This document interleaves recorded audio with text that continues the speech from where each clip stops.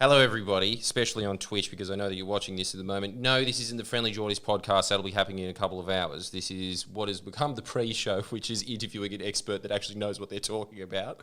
This is the new podcast, and we welcome as the second guest that we've ever had, Simon Burrows, author of this book that I haven't read. He just gave it to me then, but nonetheless, thanks for writing it anyway. That's great. And you are an expert on the French Enlightenment era.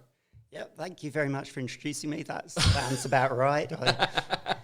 So perhaps we ought to talk about what the Enlightenment is as a starting point for people. That would help, me especially. Okay, so the Enlightenment is a sort of the cultural climate or mood, particularly for the most intellectual and progressive thinkers in 18th century Europe. That's the sort of 18th century, of course, is the century where the numbers begin with 17. It's amazing how many history students get that one wrong. So your audience... I would have failed. I was thinking that was the 1800s. Forgive me for saying that, because it sounds basic when you think it through. You know we live in the 21st century now, so you should be able to work backwards. But even I've got confused in the heat of the moment when speaking in French on one occasion and gave all my dates a century wrong in a talk. So you've got a few more challenges working in that situation, don't you, than remembering the date. Sometimes. Even so, it was embarrassing when I said to my colleague at the end, I just gave every date in the 1800s, didn't I? And he just smiled and nodded and didn't even say a word as I blushed. So I've got it wrong. So this is the 1700s. And that's a period, if you think about it, if we want a modern cultural reference, the 1700s end with sort of French Revolution and Napoleon, who you've probably heard of, and then a little bit, just a few years later, is the sort of Regency time that Bridgerton is set in for a modern cultural reference. In the heart of the Enlightenment in England, we might also think of Blackadder III and King George III, for those who still watch Blackadder. Yeah. That's sort of the end of the period. Towards the middle of the period, we're talking about the time of the early bits of the Outlander series, that are set in the 1740s with the rebellion of the Scots against the British Crown, which had just been taken over by German kings. The Georges were originally from Hanover, and they were sort of invited in by the British Parliament, and that was some time after a previous Catholic British dynasty had been thrown out. They're the Stuarts, and they're the people who lead these two Scottish revolts in 1715 and 1745, and they're the sort of last rebellions on the British mainland. So hopefully that sort of fixes it for some of you. One or other of those references will give you some sort of idea. So There is a particular reason that I'm interested in this, despite knowing nothing other than the word. You've just even put it in the right date. So I'm just imagining a lot of people with wigs at the moment, right? Correct? Yeah, definitely wigs. All right. And still in some countries at the beginning of the period, men in stockings. The King Louis XIV, who dies at the beginning of this period, and from whom, in France particularly, we think of the Enlightenment as coming once he dies. He's the great strongman, autocratic, absolutist monarch. But he likes to pose in white stockings to show off his legs. So that's still something that is being done. So the fashion's a little bit different from today. Well, let's hope it comes back. But anyway, the thing that has been ruminating in my mind for a while now is, and this is an incredible coincidence, because just FYI everybody, this man knows Chomsky. But every time I ever look at some think tank that is either funded by the Koch brothers or the IPA, just pretty much any think tank on earth that pretends that it's this, people's revolution, but it's completely funded by fossil fuels. They always say we need to go back to Enlightenment era principles. The Enlightenment era created this perfect utopian society, and why? Why are they saying that? What's the deal?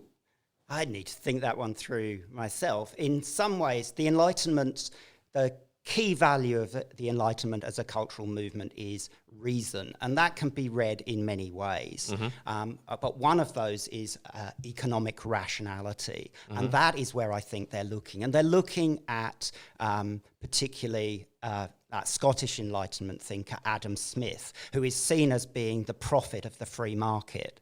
Now, like Mrs. Thatcher's idea in the 19th century that Victorian values, meaning the values when Queen Victoria was on the throne, made Britain great, is probably a chronological misreading that supports the arguments of the free marketeers. If we go back into the 18th century, most of the leading scholars of Adam Smith argued that actually he is part of a very moral set of philosophers, and that his main concern is actually to control the dangers of unbridled capitalism, of workers having no skills and being totally at the mercy of the market, thrown out of work, their wages beaten down because they can't organise and so forth. And he's really aware at the same time of saying that the interference in the market, and this was a world where in most countries of Europe, who could enter what profession was very carefully defined by the state and so forth. What trading.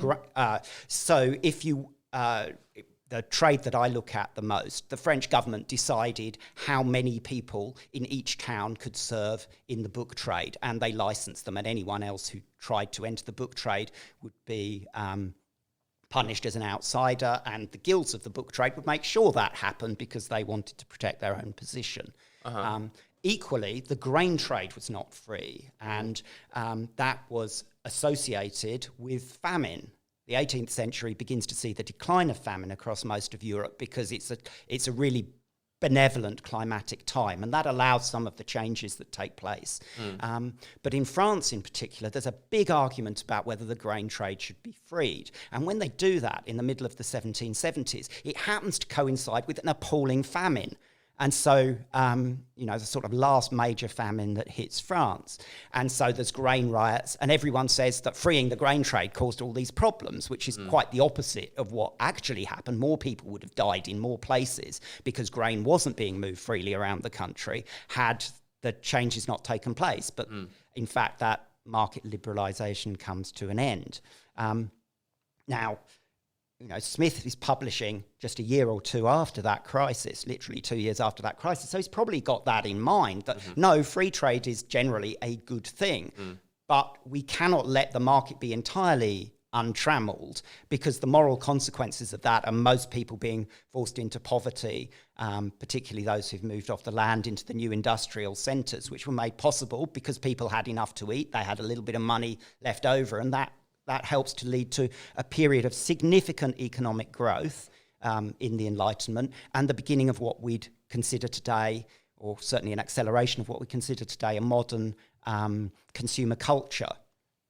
So thinkers on the right look at Adam Smith as the prophet of free trade and say he stands for untrammeled free markets. But most historians who are expert in Adam Smith, and I'm not one of them, would argue quite the opposite, that actually he's really, really worried about the implications of free market. So he is a market economist, but he's not a neoliberal. He's not for untrammeled free trade. He'd probably not be uncomfortable with the right wing of the Australian Labor Party as well as the left wing of the Lib Nats, I'd suggest. Okay.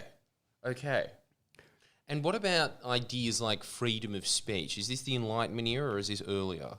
No, absolutely. That sort of thing is connected with the Enlightenment. The period before the Enlightenment, the 17th century, saw a series of really very significant religious wars that went back into the 16th century, where there was the Protestant Reformation. That was the moment that Roman Catholicism, which was the religion of all of Western Europe, came under challenge by these new Protestant religious ideas. So the Lutherans, the Calvinists, the Church of England in England, and so forth. They had a different set of religious ideas. They argued that the Catholic Church was corrupt, and they they argued that he'd understood Jesus' sacrifice as the ultimate act of grace, that one therefore didn't need to worry about things about all sin was sin, but Jesus had also died to save everyone else. And this causes a huge amount of angst and wars that were also obviously political, not just about religious belief. It leads to, at a moment of nation building, kings begin to push for their nations to be religiously uniform because they suspect that those who belong to religious minorities are a political danger to them. So there's persecution inside states. The most extreme or notorious example, of course, is the Spanish Inquisition, which was actually granted to Ferdinand and Isabella a little bit before the Reformation. But leads to a lot of people being tortured and killed for their religious belief. But even in more liberal countries like Britain, in England, for example, Bloody Mary of great fame kills about 200 people directly for religious points of view. They're executed. About 300 more under her sister Elizabeth, who reigns 10 times as long, so you can take it either way. She's more intolerant because she kills more, or less Much intolerant more because she... yeah. I tend to like the Blackadder portrayal of Elizabeth I. That's very much in line with my idea of With your ideals. She's fairly intolerant, actually, of everyone. Doesn't like other powerful women around her, particularly. So there's this background of religious war and persecution. And Enlightenment thought very much opposes that, and particularly in France, Enlightenment thought goes a lot further than calling for religious toleration. It actually has brands which are deistic, believing in a more abstract form of God, or that are atheistic. So probably the sort of purest distillations of an anti-Christian atheism ever written aren't those of the late 20th century. There's very little that Roger Dawkins had said that wasn't prefigured by particularly the Baron d'Holbach, who sort of gathers together and publishes a load of heterodox 17th century English religious writings when the English Civil War had led to some quite radical religious thought. Well, it was anti-God. And then he himself comes up with a number of materialist tracts, particularly a tract called the Système de la Nature, which is the most famous anti-Christian or atheistic tract of the 18th century. But he's far from the only one. But he's probably the most influential, and he's almost the latest of the great atheistic thinkers of... Was he famous at the time? Well, he can't write publicly, and while a few people in his inner circle knew who he was, and maybe the secret went a little bit wider, mostly he writes pseudonymously, borrows other people's names, or publishes anonymously. So no one's quite sure where the corpus of books written by d'Holbach ends and where other people begin. And I'm pretty well in tune with this because I actually had a student who worked specifically on the Baron d'Holbach and how his works were disseminated.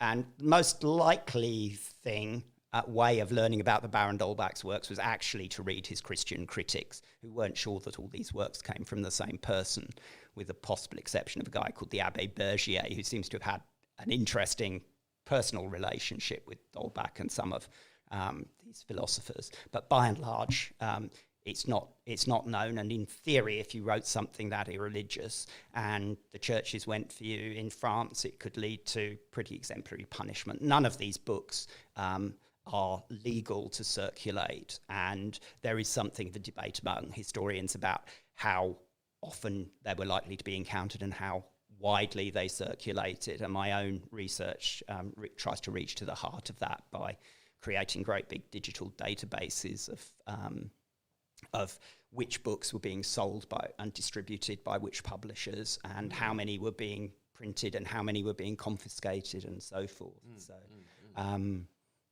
And by and large, I think that one can exaggerate the influence of these people in their own time, but there's a rider to that, because come the French Revolution, the French Revolution begins as a kind of attempt by the monarchy to raise more taxes. And to do that, they call a representative body of the realm that hasn't met for 175 years. Basically, the king has consulted, but not with an elected body at national level for 175 years. So, and when that happens, no one's quite sure how they should meet, how they should vote. And in the past, they'd always voted by dividing into three: the clergy as the spiritual leaders of the nation, the aristocracy or nobility as the military leaders of the nation, and the third estate, who, as they would argue in 1789 in the Great French Revolution, the people who did all the work. But who are they? They who are are these people? anyone who's not a bureaucrats nobleman or anyone who's not a nobleman or a... also like farmers and things. Yeah, so everyone. And in fact, it's basically a system of manhood suffrage. But a few men are able to vote as members of the clergy. So they're less than 1% of the male population, but they return actually on this occasion 1/4 of the deputies, but that quarter of the deputies is going to have one vote. The nobility is going to have one vote, and that represents similar sorts of percentages, maybe rather less. And then we have everyone else, which is called the third estate. Mm-hmm. And their representatives say, well, we represent everything, all the real work that's done. We're the real people. We're 98% of the population. So perhaps we should have at least 2 votes, twice as many representatives, and equal everyone else. And the king says yes, but then he doesn't follow through and say, and we'll have voting by head of your deputies. He still argues for the clergy and the nobility each to have one vote, and the third estate, with twice as many representatives representing 98% roughly of the people, to have one vote as well. So, not surprisingly, the third estate, having been politicised and in a situation where taxes are going to have to rise and where they're the people who have been most taxed in this society, the clergy and nobility have multiple exemptions. They get very uppity about this, and they say no, we won't even sit and deliberate properly until this is resolved. And eventually the clergy go over to them, most of them. And so the king, who's just lost his eldest son, who's tragically died, and he's not really paying great attention and wasn't the strongest of rulers anyway, sort of acquiesces in this. And so a national assembly is formed where everyone has one vote. So at that stage, the clergy have basically forced the issue, and ignoring their aristocratic leaders, the rank and file clergy deputies had basically created this new national assembly, a body a bit unlike anything quite that had existed in Britain or revolutionary America. It's more representative in many ways, and they set about causing a constitution. But unfortunately, at this stage, the revolutionaries begin picking a fight with the clergy, because they have this, in their imagination, if you're going to serve, they decide to nationalise the church to pay off the debts of the state, and they decide as well to that therefore they're going to pay the clergy henceforward. So every priest in the country and every monk is to be paid for by the state. And because of that, they become state servants. And in their thinking of the revolutionaries, if you're a state servant, you should swear an oath of allegiance to the state, which causes lots of clergymen a crisis of conscience, and the church and state fall out. And eventually things get so bad that vast numbers of clergy go into exile, the churches are all closed. There is basically a total religious cleansing in 1793 to 4. Many old clergymen are executed under guillotine and so forth. To try to stop atheistic forces, Robespierre, the great revolutionary leader at that moment, declares a sort of deistic cult of the supreme being, which he thinks will end the religious turmoil, but instead pleases no one, because the atheists say, we don't believe in a God, and the Christians say, no, God's given us his word, it's in the Bible, this is totally unacceptable. Robespierre is overthrown, though that was a close thing. But looking back, it therefore becomes possible to say that people like D'Holbach, to end a very long story, that D'Holbach and these anti-Christian thinkers were inspiring what happened in 1793-4. And there's a lot of historical debate about that. So most French writers who've written on it sort of see a continuum of what they call desacralization and dechristianization, secularization taking place in France from early in the 18th century with the Enlightenment through to the present. The French intelligentsia are almost uniformly not Christians or don't admit to it. So Anglo-Saxon Christian academics like me who actually say, I have a Christian faith, they can become very uncomfortable. It's not an easy conversation.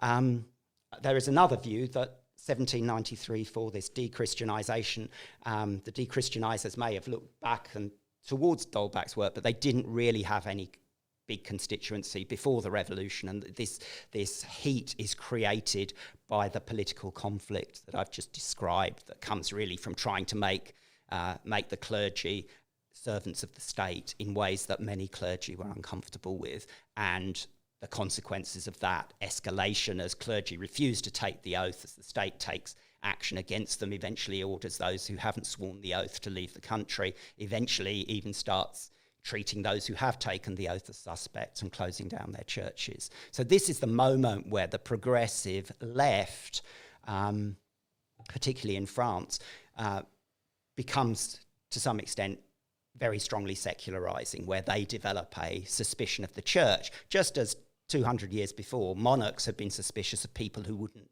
accept their church. And this remains the case to some extent right through to this day. Most of the progressive left on issues such as abortion or gay rights or whatever sees religious groups, politically active religious groups, as being very opposed to those sorts of issues, though obviously not all modern Christians would see themselves necessarily as hostile to those positions. Well, then, once the French Revolution started, because I, again, know absolutely nothing about it, who's in control of it at that point? Well, that's a very long story, and we probably have to do at least another interview to deal with that. So there's a series of regimes and regime changes. At first, the king is not in control. Obviously, he's giving up power. But those around him, particularly his Queen Marie Antoinette and some of the members of his ministry, are very opposed to the revolution. Whereas for 2 years at least, it is possible to see the king as being pro-revolutionary. He'd at least summoned these bodies, and he goes along with many of the things that the Revolutionary Assembly says it will do. Why would he want that? Well, firstly, it's possible to believe this because, no one can imagine at that time a large country like France not being a monarchy, not having a strong central government. And there's very strong traditions of loyalty to monarchy, particularly among the political elite who've become fractured, and some of the revolutionary leaders are not from well outside that elite. But even so, it's still hard to imagine. So that's one thing. Secondly, France had spent the entire 18th century and much of the 17th century struggling to be top dog in Europe. And its big problem was that it was trying to do that both by sea and by land, and no one they were opposing was really trying to do that. The Austrians had, and the Prussians and the Russians had huge power on land. The British had huge power on sea. Spain was a busted flush and had a bit of power on land and sea, but was allied to France. But France was basically bankrupted itself, and that leads to a political revolution. They bankrupted themselves in the service of the American Revolution. The Americans probably couldn't have won the American Revolution without French and other European powers intervening, because that allows them to bust the British naval control of the seas for the only time between the 1750s and the Second World War, effectively. France has bankrupted itself. Many people try to go along with the king. Eventually, in June of 1791, the king fled Paris. And not only does he flee Paris, but he makes that critical political mistake. It's not that he gets captured on the way. Even then, some people could say, well, he was misled by his advisors. That's the sort of loyalty speech that one has in the 18th century. But what they can't do is change the fact that he left a memorandum saying everything he thought was wrong with the revolution at that stage. And so although he's eventually reinstated, he only lasts another year before radical revolutionaries overthrow him. And then they have to develop a republican solution rather than the constitutional monarchist solution that they've been trying to develop since 1789. That goes through a very radical phase because France is by then at war with most of the monarchic powers of Europe, who at times threaten to overthrow all of France. The king has been suspect. Supporters of the king are suspect. So they develop a very, very strong centralised government with the threat of the guillotine to make people obey and do what they need to. Much of the country goes along with it. Other parts don't. France is facing civil war. The politics gets more and more extreme until eventually Robespierre is overthrown by a group of people known as the Thermidorians, who then lead a reaction, and we get a more right-wing Republican revolution. But those people were actually probably more radical than Robespierre. It was just he got them in a position where they thought that they'd be next for the guillotine, and they overthrow him, basically. There's a 5-year period of trying to come up with a more stable form of government. They try to create a constitution which will be really, really stable, but it involves annual elections and only a third of the people getting elected each year. So when there's big swings, both left and right get really upset, and right means sort of would-be monarchists who want to bring things back. So in 1797, there's a coup against the monarchists, and now it looks like this republic is just about naked power, really. And then in 1799, a disastrously defeated general gets back ahead of the news of his defeats in Egypt. That's Napoleon Bonaparte. Finds a coup fermenting. They're looking for a general. One or two others who were offered the chance have turned it down.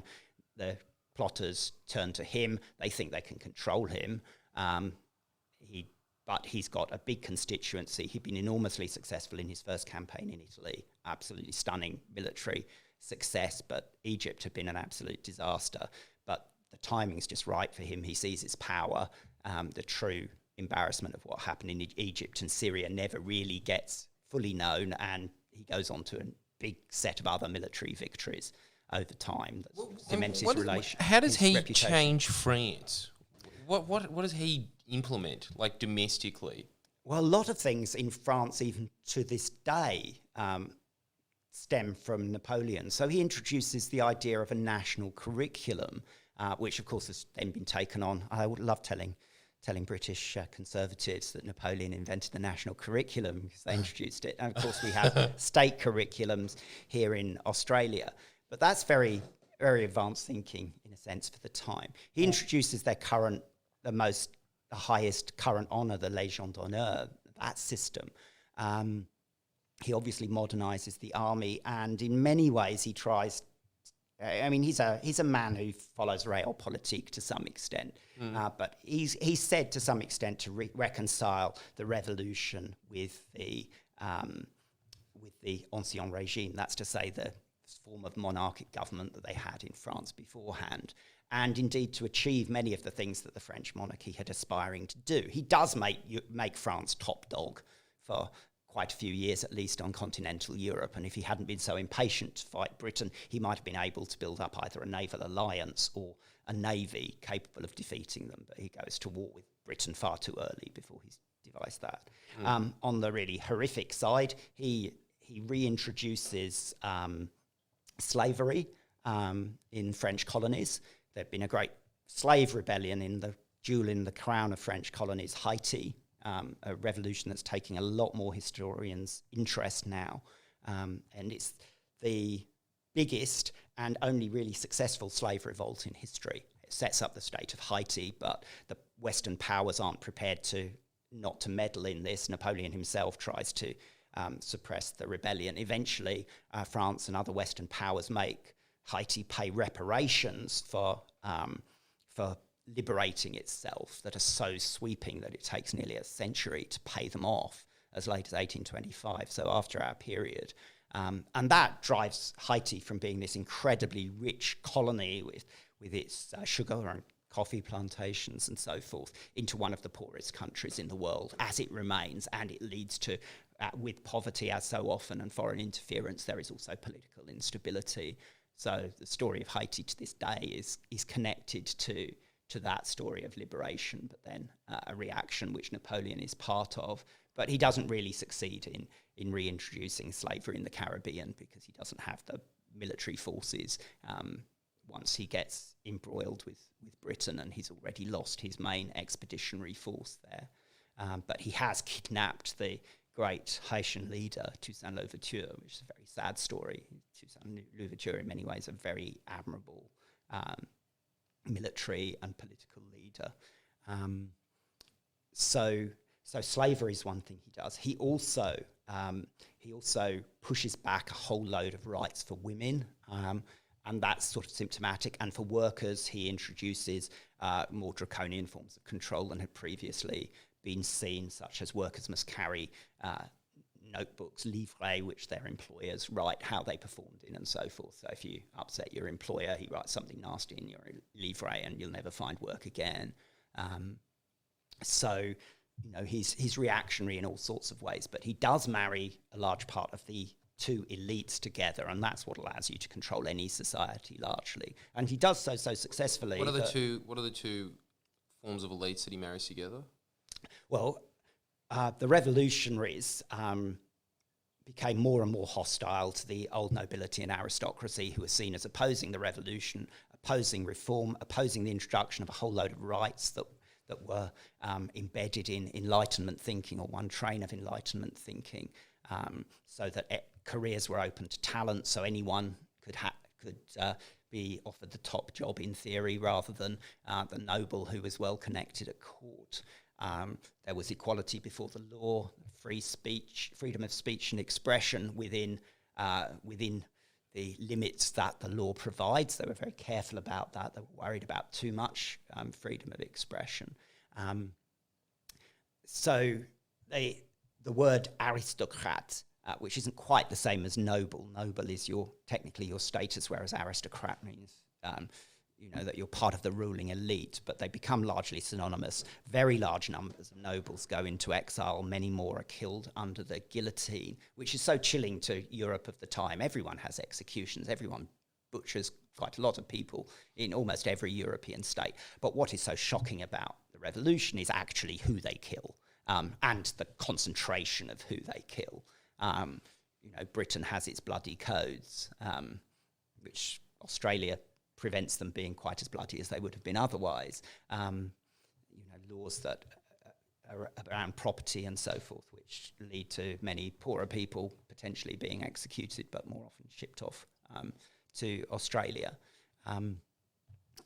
France in the revolution, France has similar sorts of codes, hard labour and so forth also enshrined. But in the revolution, the nobilities of Europe see, and this haunts the European nobility for a century and a half there afterwards at least, the French actually execute the leading people in society, and often with for no other reason that they were born nobles and therefore a suspect at the height of the revolution, and it confiscates the lands of many of them.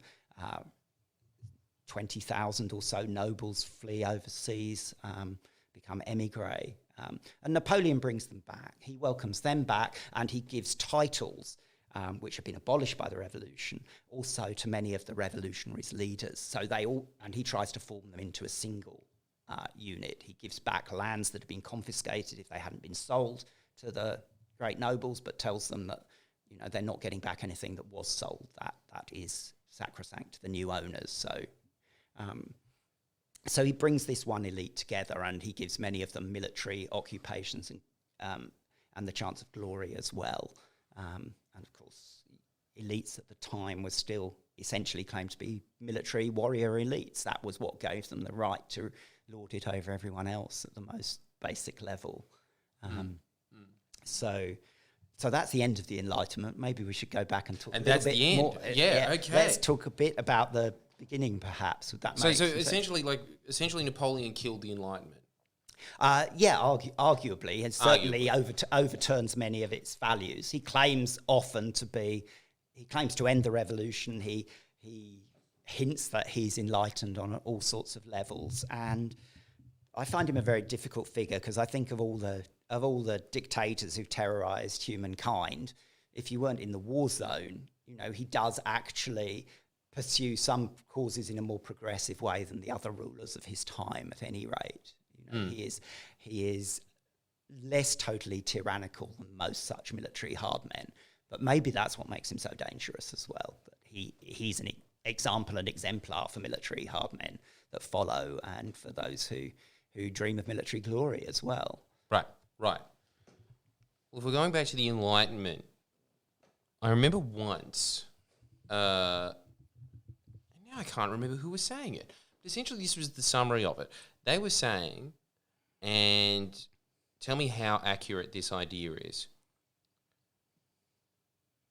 the Enlightenment and this, this kind of like ideas revolution that it brought about was kind of just a mask to take power away from kings and give it to the ruling class as sort of just this, why are you ordained by God? You're not ordained by God. Let's talk about reason and liberty and all these kinds of reasons, essentially to set up parliaments for ourselves so that we can represent ourselves better. Is that fair? It's certainly one way of viewing a lot of what goes on before the era of the French Revolution. They can't imagine a revolution like the French Revolution lies before them, so they can't imagine these political ideas as being dangerous. A traditional view of the Enlightenment, going back to the 19th century and still held by a few historians, is that basically the Enlightenment is about more constitutional forms of government, that it really is politically progressive, that it's primarily about politics. Now, more recently, historians have looked at wider aspects of it. They've said, well, it's certainly not democratic. It's often its ideas and values are being used by elites to push their position for more power within the monarchy. But if we look at the works which were most popularly read in the Enlightenment, and political works, or indeed any works of the Enlightenment, we find that the thinkers who were most read appear to be, and this is coming from my research and a number of other big digital projects which have looked en masse at huge numbers of library catalogues owned by private individuals, or that have counted the number of editions of books produced across Europe, so the number of times that, say, a very famous work, Montesquieu's Spirit of the Laws, was produced. And they have shown that rather than politically radical, that this view that politics was central is right, but the works that people were reading, certainly until the last decade or so before the revolution, and possibly even then, were produced early in the Enlightenment, particularly by two key thinkers, but also some who imitated them to some extent later. And those two key thinkers were a clergyman, the Abbé Fénelon, who was closely connected with the crown and the education of Louis XIV's heirs. And he produced a book called Télémaque, which is the French for Telemachus. So if anyone's ever read the Odyssey, they might remember who Telemachus is. He's Odysseus' son in the Odyssey. And this book is basically a political parable that pushes the case for tempered monarchy. So not absolute monarchy, but a monarchy that listens in some ways to its people and its elites.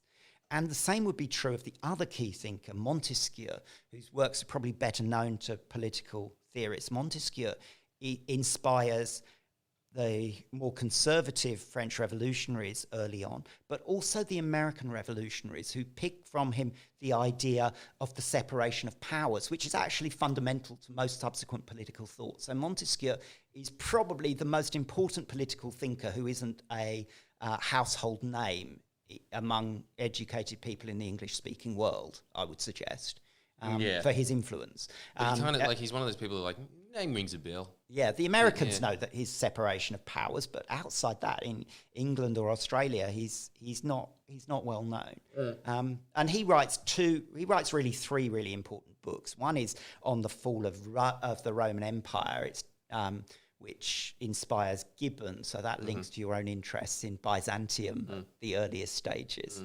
A second one is a novel, but it's also a political parable where he uses the harem of some Persian travelers who come to Europe as a metaphor for despotism. And when the masters of the harem are away in Europe, everything falls into total slavery under the chief eunuch, and eventually the leading wife, who's corresponding with her husband in Europe.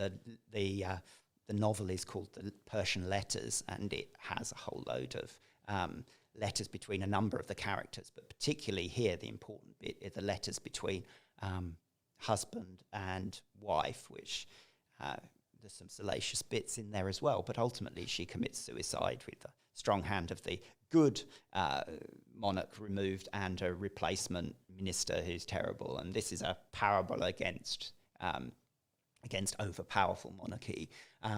But in the separation of the powers, he's producing a model which can work in his third important book, The Spirit of the Laws, L'Esprit des Lois. He argues for a separation of powers, and this is a model that can look both to British-style constitutionalism, but also within his French context is actually a claim for a group or a set of institutions called the Parlement to be major partners in power with the monarchy. And the Parlement were major partners with the monarchy, but power was more stacked by the monarchy, who overruled them. And the Parlement, it sounds like the word parliament, and it goes back to the same linguistic source, but they only really had two of the features of a parliament as we would understand it. They were the highest courts of the various French provinces, just like the British Parliament serves as the highest, or served as the highest court in Britain before they formed the High Court. And they also had a legislative function, but it was only to sign off on laws that the Royal Council decreed. So before they could become law in the various provinces, the Parlement had to sign them off. So they had the power to at least delay the law, but if they did that, the king could put the boot in. His lightest way of doing it was to call what was called a lit de justice, which means a bed of justice, and he'd turn up, be carried in sort of sedan chair, and lays on a set of cushions and bed and hear what they had to say, and then he'd say, "I command that this be registered." And if at that stage they still said, "No, sire," then he'd do something terrible. Like if they were the Paris Parlement, he would do the worst thing you could do to a Parisian. He would send them into indefinite exile in the provinces, away from the capital, the source of power, the source of pleasure. You know, this is a time when Paris is 20 times as big as the sort of fourth and fifth largest provincial centres. The only place that, you know, Paris has 600,000 people living there, Marseille maybe 80,000 if I remember, Lyon maybe 100,000, but they're naval and industrial centres. They're not pleasure centres. Is this the biggest city in Europe at this time? London is probably a little bit bigger, Okay, but London and Paris, the really big cities. Vienna has about 200,000, Berlin maybe 100,000. I'm drawing off the top of my head, and there's growth across the period.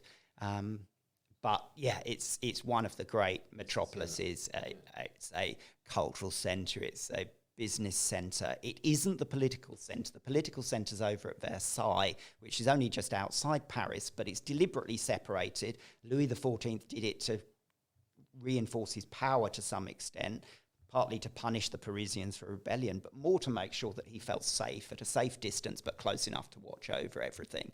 And it's just far enough that the nobles have to come to him. And Versailles is a small town, and he makes sure it keeps small. And he demands that, you know, people are there and visible. So rents in Versailles make the centre of Sydney today look like child's play. To keep a house as a nobleman with your servants and everything will cost you a fortune. To have rooms in the palace, which Louis has built, will be even more expensive. And he deliberately sets out to bankrupt the great nobles. And this in a period where great nobles had still, right up to that moment, kept private armies. So there's a reason to it. It's, you know, it helps to bring civil order, and people can quite see they don't want overmighty subjects, because that means civil war. That means whenever a king dies, there's always going to be conflict. So So there's an alliance to some extent of king and common people to squeeze the great nobles so they can no longer be military barons. And by the beginning of the 18th century, by the Enlightenment, that's largely happened. And nobles play for power in other ways to some extent, and they want cultural power, and they want to be leaders and fraternizing with the great thinkers of the time. And they encourage them to publish things that suit their arguments and get involved in pamphleteering campaigns as the public sphere begins to develop. This is the period where the first newspapers on a daily basis begin to appear. It's quite difficult to say exactly what a newspaper is. It sounds like an obvious thing, but it's not actually. You know, it's a sequence of publications with a similar masthead appearing at regular intervals. If we sort of say those sorts of things, we've already got issues because we get publications early on that aren't always regular in when they appear, or they don't have a masthead, or they're not numbered. So all of those things, is it a newspaper, isn't it a newspaper? It's actually quite difficult. But broadly speaking, the newspaper develops in the first 20 years of the 17th century. The first great English language and French language and Dutch language newspapers are all produced in the Netherlands, in fact. But by the 1830s, the French state is leading on the production of news inside its own borders. And so gradually the French there's state more owns the independence. newspapers? The French state tried to keep a monopoly on news inside its own power base within its own territorial sphere, and indeed beyond, by owning the key newspapers containing political news. And you could only legally publish news that was contained in those newspapers if you were given permission to produce newspapers elsewhere. And they and other powers try to influence what goes into the newspapers of other centres around Europe. So there's a whole sort of quasi-independent, quasi-controlled system of news right up to the French Revolution. But there's an expansion of the amount of news that's available, and there's an expansion in the frequency, which may change how people relate to political time, maybe not thinking in terms of monarchs and their passing, or ministries in government at the pleasure of the monarch, but possibly even in terms of a politics that revolves around days and weeks. Just as we might say today's 24/7 news cycle has suddenly in our lifetime seen an intensification of news, and the political time has become even more truncated, because if a politician sneezes out of place or says something careless, it's all over the internet within minutes, and they're fighting something there. So the 18th century sees a sort of similar revolution. The first daily newspaper in Britain appears, I know the exact date, it's the 11th of March, 1702. In France, it's 1777. And there's been, in between those dates, there's been an expansion of the press. Still owned by the state? That's the Journal de Paris. It has a relationship to the state, but it's not, I don't think that one's directly owned. The two big ones that publish news, the Mercure de France and the Gazette de France, which existed from a much earlier stage. Was it pro-king or anti-king generally?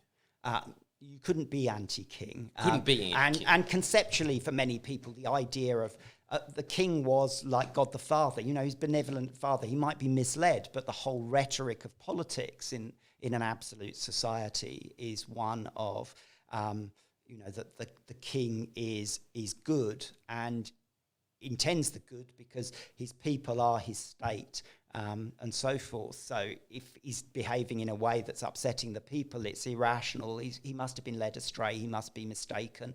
And you put him straight by strategies such as praising him for virtues that he might not have. So what a great tolerant king we have. I thought I was persecuting Protestants. So it's strategic obsequiousness on one level, but it's also a whole manner of thinking. Well, what was the point of newspapers then? Well, gradually, there were a number of purposes. One of them is, of course, they're used for a number of things. One of their functions is also business, and if you're in business, you want to know what's going on politically as well. So business drives it to some extent, that merchants need to be informed. And for that reason, the great centres of news production in history follow the greatest centres of capitalism. So in the early 17th century, the Netherlands is the centre of the Dutch Empire, which is the greatest trading empire on earth. As Britain begins to supersede it, that's the great age of the British press, which lasts from the later 18th century through to the early 20th century, by which time it's being displaced by New York, which remains the greatest centre of news production to this day, and that's not coincidental. So business drives some of it. Many journalists were, of course, drawn to journalism because they were interested in politics, and they gradually create more space for themselves. The state operates a bit less control. As there are more newspapers, it's more difficult to keep total control over them. They find ways in which they can express themselves. The French government eventually realises it really needs to bring in newspapers from outside. But also there's a game, if you want your merchants to be well informed and not send their ships to be captured by the Turks because the Turks are marauding, fighting a war with Greece and intercepting all ships, you need your merchants to know that. And even if that's a policy failure on your behalf, you've got to get it out there somehow. So over time, the place... The amount of space for free expression definitely becomes significantly more. And we can trace that even in freer countries like Britain. From the 1760s, it becomes possible to publish what's going on in Parliament, and journalists are admitted to the galleries there. So you get direct parliamentary reporting for the first time. So that would be another example. So they're about political information, they're about news information. To some extent, there's a degree of human interest stories as well. And the states across Europe control and compete in this arena because in most of the smaller states of Europe, and also the bigger states, there are state-controlled newspapers which are called gazettes, which tend to belong to Gazette tradition. They produce official news from locally, but they also reproduce extracts of news from other papers. So you actually, if you looked at a newspaper from the time, it would have a story under the dateline of Paris, but that may be news that's arrived from Spanish America and is being reported from Paris, and so forth. And you go through all the stories, and you might get the same story from South America having arrived via New York, and it might give a different editorial spin, and they'd be juxtaposed against each other. There's very little editorial content until the last 20 years before the French Revolution in France. In Britain, the editorial content comes a little bit earlier. But largely it's about a reporting of political facts and information and business and economic information in the early years. Okay. And just in the interest of time, because I think we have to end fairly soon, but is there a link between the Renaissance and the Enlightenment era? Yeah, definitely. Massive, okay. And we might want to trace that through the scientific revolution as well. So the Renaissance involves a great discovery of what was known in the classical past, in ancient Rome and ancient Greece. And a lot of that's been preserved in the Muslim civilization of the Middle Ages, Africa, and of course North Africa and Byzantium, which of course interests you, I know. And that begins to be disseminated very largely through the universities, but also the Western print revolution. The West is not the first country that's in society that's invented print, begins to spread that knowledge. By the 17th... And this is by books, not by newspapers. This is by books, and these books often challenge received religious knowledge, and they revise what monks and some of the views of the Middle Ages and their interpretations of these books had often said when they get back to the original scripts. So that leads to a revolution in thought about printed works. Instead of looking at a printed work and saying, which probably the Bible that most people came across, and taking it as absolute authority, people begin to see differences between them and develop methods for reconciling texts. And that's where this idea about reason comes from, that you have to look at text in a critical and reasoned manner. Oh, is that right? At the same time, there begin to be questions about how we can do science, a questioning of whether actually the ancients knew everything there was to know, whether they were worthy of such respect. And that links to the scientific revolution of the 17th century, which is supported by a growing network of scientific journals. So that fits with newspapers, but it's a different sort of periodical publication. And people begin asking how we should do things. And the two great thinkers there are a guy called Descartes, who's very influential in France and the continent. And he basically says, he's a mathematician, and he says you should break down what you know into the smallest components and then rebuild from scratch. And he actually dreams that he'll have complete knowledge of everything worth knowing in his own lifetime by this method. And eventually he sends out an appeal in his discourse on knowledge for more people to become involved in this search. And of course, as a method, in some ways it doesn't work. The British equivalent is through John Locke and his discourses on inquiries into human understanding. And he argues that we can only know things through repeated observation. So that's where the modern empirical and scientific method in particular comes. And my own discipline, history, some historians claim to be highly empirical too in their approach to facts.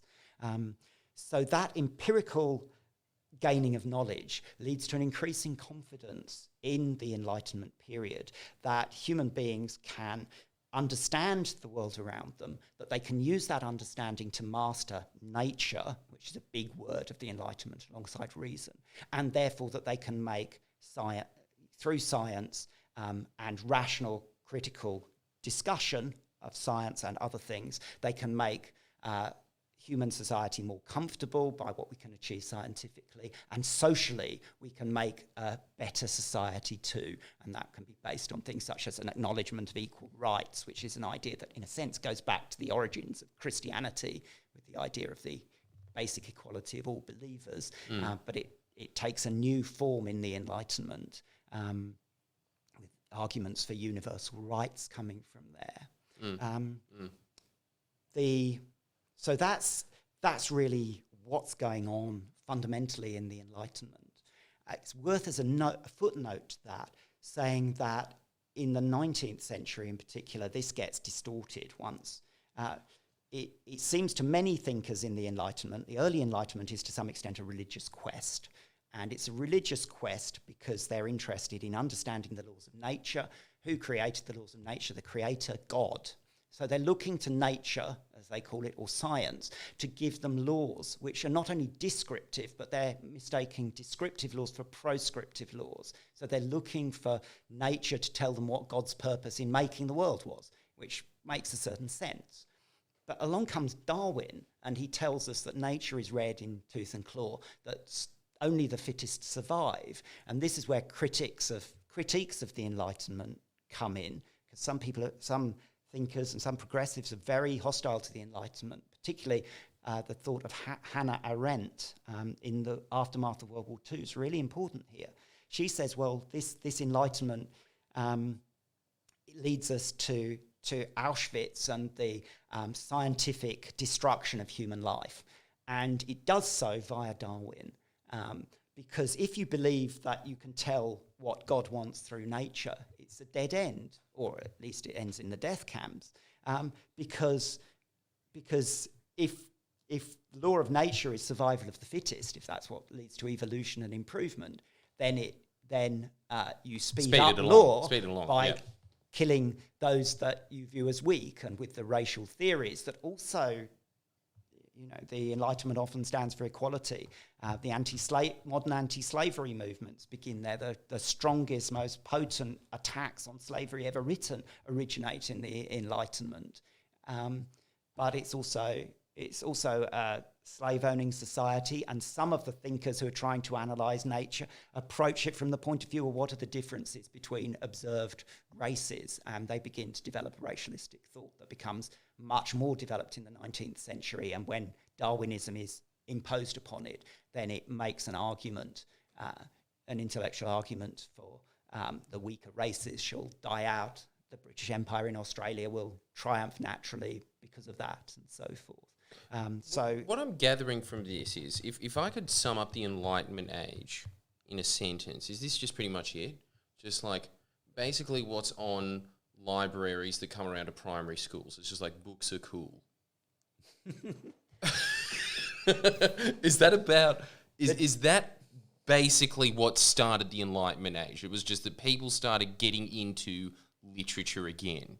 I think it became like interesting to the upper class. I think a very large part of it is that print is suddenly much more available, that criticising print that contradicts itself within the huge body of print leads to a new critical thought. Some of that critical thought is applied to the Bible and biblical teachings. We discuss people like Voltaire, who produce really in-depth criticisms of biblical texts, which praise this loving God who likes Philistines to get killed in their large numbers, or that praises as virtuous men Lot.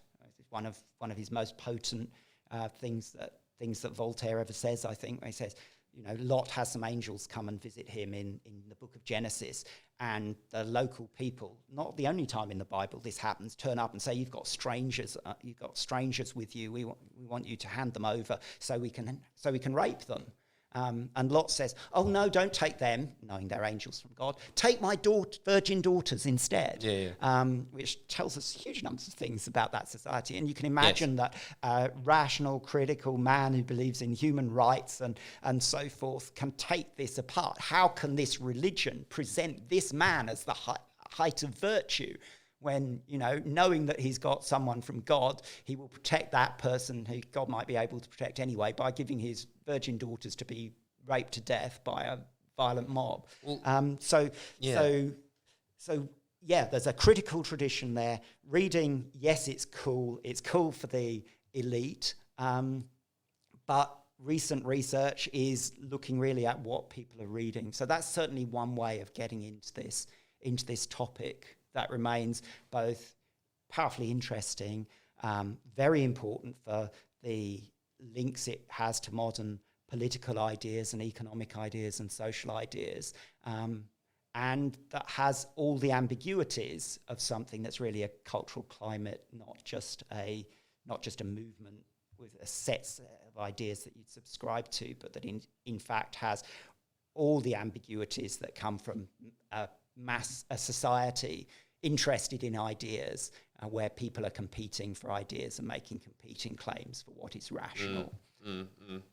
Well, as somebody who's a scholar in the Enlightenment age, it sounds like, and correct me if I'm wrong, but like every time there's some kind of like new intellectual wave that sweeps the internet or Q&A, and like a really good example of that, I suppose, is, as you were saying before, like Dawkins just coming out. Do you just routinely see this kind of happening and just being like, this is all old news? To some extent. I mean, one of the things that's really interesting about the rise of the internet is it gives us far more voices in the public square, and those voices are far less controlled. One definition of revolution that I really like, that comes from a French revolutionary historian talking of a later revolution, is that a revolutionary situation is one in which radically subversive ideas are free to invade or circulate in public space. In that case, I think we can say the contemporary US, but arguably all other contemporary Western societies are in a revolutionary moment, and we need to rethink our politics and what it means to be enlightened and Western and tolerant, and to have free speech that actually works yet protects citizens from the worst impacts of those discourses and the danger that they represent to democracy. So I think it's a really live topic, and yes, you're quite right. I do see patterns and parallels, but also there are important divergences, and a lot of it comes from the technologies that we're talking about. So, and their basic nature, whether they open the public square to more voices or less, and how they're controlled or uncontrolled, and the uses that people make of them. Okay. Well, we almost are running out of time, but I'd just like to ask this just before we go. Why do you think the word enlightenment stuck? Well, in one way, it's a subversion of the old Christian ideas.